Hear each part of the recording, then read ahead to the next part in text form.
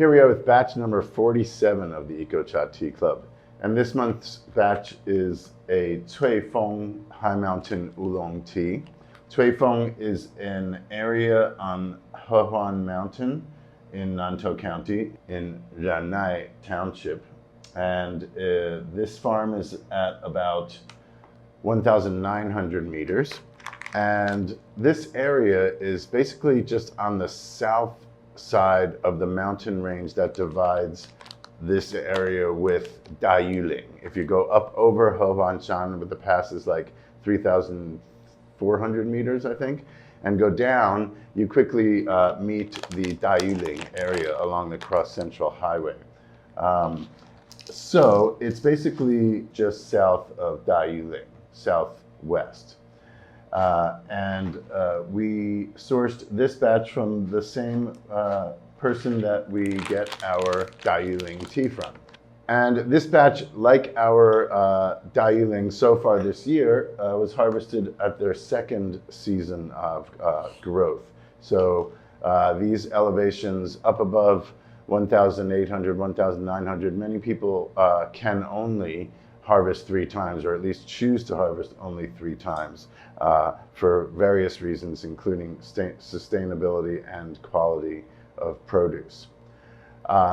So we were given this sample and we tried it and decided, yeah, this is well worthwhile to represent a high elevation tea farm, particularly because our friend has cooperated with this farmer who manages both plots of tea in Dayuling and Feng. And our friend has consulted with him on farming practices as well as processing methods. The farming practices most obviously involve using whole beans, whole soybeans for fertilizer, rather than basically the side product of processing soybeans for other products like oil or soy milk and so on. So these are the whole bean mashed and then put onto the soil and take a lot longer to decompose, but there is a theory, a running theory, and seemingly with evidence to back it up, that the slow decomposition creates a more living culture in the soil. The bacteria and the whole process of the decomposition of the fertilizer in its whole state will allow the soil to be a more living culture. And over many years, this provides a good crop of tea. And so far, we're convinced. We've been very happy with the Dayuling that we've sourced in recent years, and this tea included. The other aspect is the processing. And the main aspect of that is just more significant oxidation of the leaves. So these leaves are more significantly oxidized than the standard high mountain tea that you will find, which is very close to green tea, really, probably only 10 to 15% oxidized. Whereas if you were working on a scale of comparison, these might be up to 25% oxidized. And while there is a compromise in the high notes, the aromatic notes, the subtle aromatic qualities of high mountain tea that's oxidized very minimally, when you oxidize it more, you lose some of that, it's true. But what you gain is a much thicker, smoother texture and a balanced brew. And one of the things that we like to do, particularly with high mountain tea, is to brew it as we're doing now, taste each brew as we do it, one cup out of each brew, but pour the remainder into a second vessel, a mug, and let it cool down. So if you have a combination of 4 or 5 or 6 brews in a big mug of tea and it cools down to room temperature, see how it holds out. And that's one of our proof tests, so to speak, and just to see if we like it. I don't even know how I developed that, but it's become a practice that that to me has a sense of a proof test, and it allows me to know the tea better. So while I'm going to go ahead and taste the tea as it's hot first brew and see what my experience is.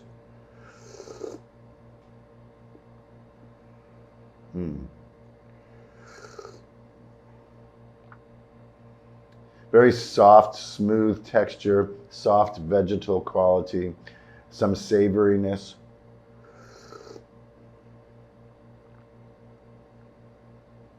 Yeah, something like marjoram or sage, a little bit of pine.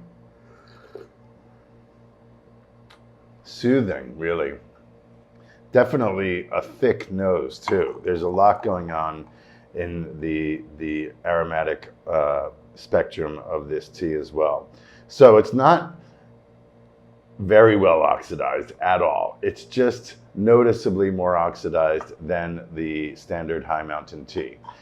So there's the story about our sourcing this batch of Feng from our source of Dayuling High Mountain Oolong Tea. This is harvested in August 2019. We really like it. It's a solid High Mountain Oolong Tea, a representative of what Taiwan has become famous for, the High Mountain green oolongs or unroasted oolongs in the recent development of the last few decades at least. It has endurance, it has flexibility, it doesn't get astringent or bitter easily at all. So you have leeway with this tea. You can brew it very light and enjoy it. You can push it. I just put 10 grams in 150 milliliter gaiwan, and it's tasting just right for me. It's thick, it's got body, but it's not pushing any limits at all.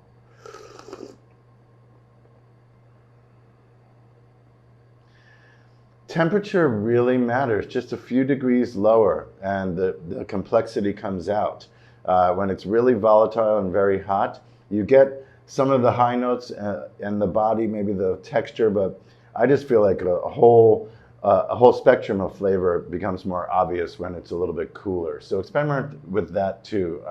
We encourage you to brew it at boiling temperature and then let it sit. Let it sit in your cup or let it sit in the pitcher. After you're done with the first round, let it sit for an hour and come back, 2 hours, 3 hours. We just brewed this tea a couple of days ago and let it sit on the tea table until the next morning in a mug, and it still tasted great. That gave me full confidence in making this video to present this tea for you. We think you're gonna like it. Please let us know what you think. Check out our YouTube channel, subscribe to it, and share those videos if you have friends that you think will enjoy them and learn from them too. Please leave your comments, your photos, and your tasting videos in the comment section of our blog posts. Thanks for being with us, and we'll see you next month.